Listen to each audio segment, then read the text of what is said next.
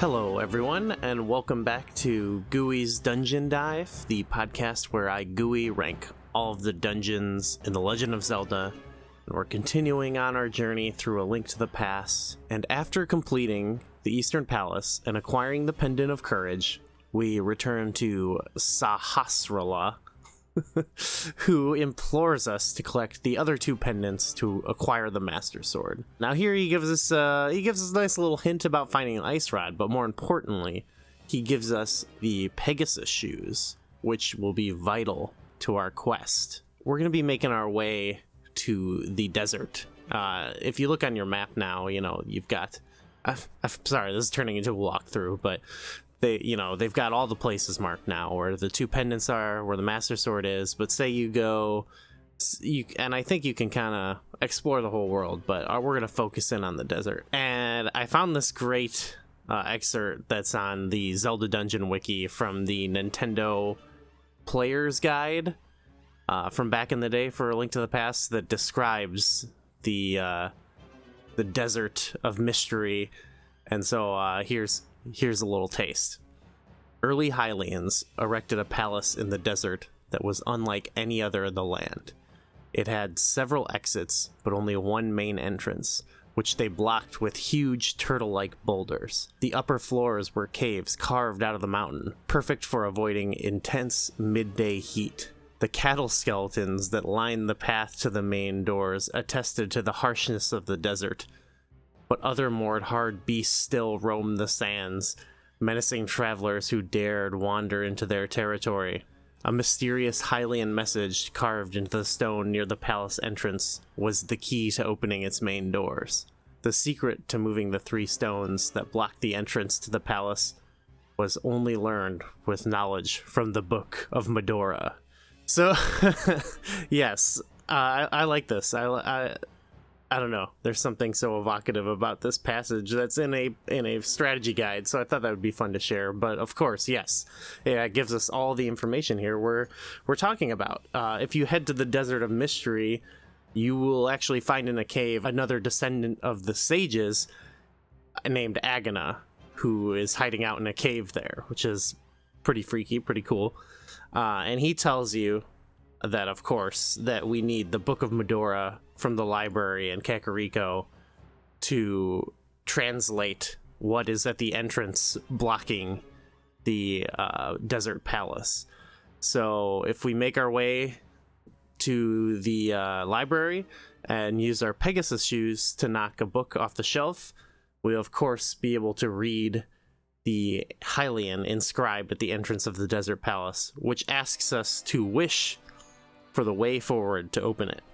So of course Link, he puts his little wish face on, and we get this, pretty epic scene of the stones moving around to make way for the entrance. So pretty fun lead up, nice little quest to get in there. I like it, and it involves kind of exploring the world, stuff like that. So already we're started off on the right foot. So could this be our first not thematic but elemental dungeon?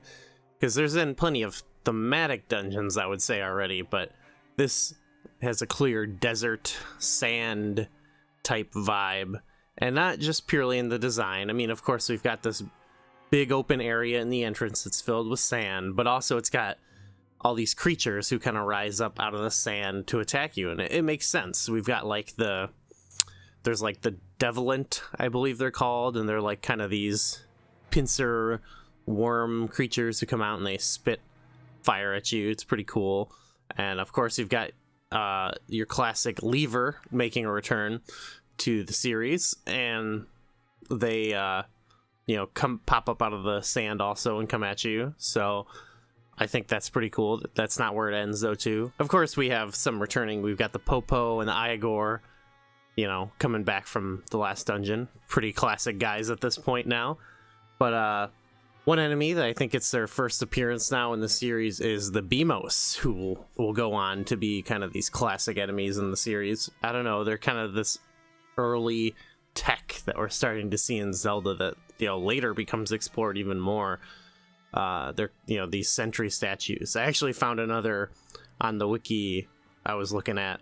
They had another great entry from that player guide that I thought was really cool, where it says, "Desert dwellers. Inside the castle were wonders like none seen before. Several rooms had statue sentries that prevented visitors from admiring the rich furnishings within. The statues operated by primitive but effective radar. They scanned the rooms constantly, and when they sensed the presence of intruders, they blasted them with deadly accurate rays. The only way to avoid them was to keep moving ahead of or behind the circular scan." So it's cool, yeah, because tech, they're kind of a little piece of technology, and that's becomes a bigger part of Zelda as we go on. But it also makes me think of kind of they're these abandoned palaces, and they have these sort of booby trap elements to them. I think of like with Eastern Palace, you had the rolling balls on the force switches, but this continues here where you have the sentries, but you also have a room where a cannon shoots, cannonballs at you, and there's another room where, like, multiple rooms actually, where the floor tiles come up and fly at you. It really is driving that sort of vibe home. Very, again, like Tomb Raider-y, booby trap Indiana Jones style. I like it. I like it a lot. And of course, one thing that makes the dungeons is the navigation. And what we have here, it still remains somewhat linear, but this dungeon is structured around this kind of large central room that is multiple screens, which is cool, and it leads to multiple rooms that you can immediately go to, which is cool. So it's a lot more open, but the path you have to go is a bit more straightforward. Now, some of these rooms are optional. One goes like right back out to the desert on one of those side entrances that I mentioned, which is now the only exit because the blocks in the beginning have moved back. But it also kind of shows you something really novel and cool, which is that you can exit the dungeon at particular points. And you'll notice another exit that kind of mirrors this one on the other side of the dungeon, but actually leads to somewhere. So your kind of goal is to find your way to that part to progress. Now, in order to do this, you have to get the power glove, which, lets you move the rocks to get to the second exit. And we sort of have now a linear path with different ways to go, but you have to get things in a particular order and go back to these other areas. So, like, you could make your way to the power glove, but of course you need the big key, so you can go back a different way, grab the big key, backtrack, get the power glove, then go use it on the rocks. This is great. This is all classic Zelda dungeon-y stuff that I love, and I love the way this is laid out. Definitely as a cool step up in navigation from the Eastern Palace, so bravo.